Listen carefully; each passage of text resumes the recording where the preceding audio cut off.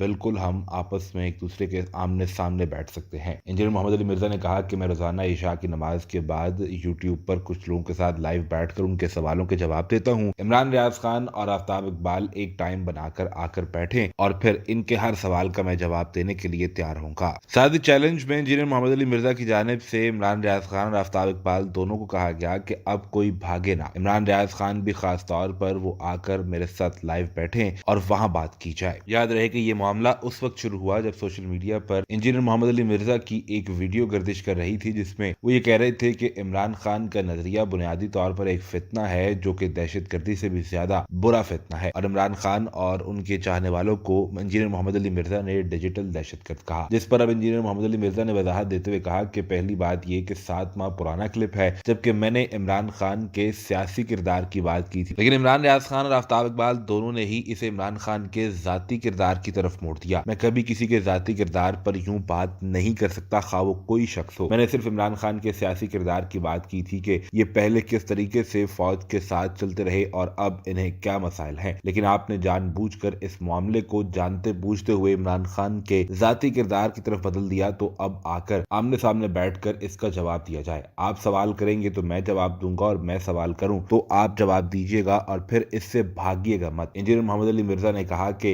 इमरान रियाज खान तो वैसे भी मुझे अपना उस्ताद समझते हैं, जो इससे पहले वीडियोस में ऑन रिकॉर्ड ये कह चुके कि मैंने इंजीनियर मोहम्मद अली मिर्जा की वीडियो सुनने के बाद बाकायदा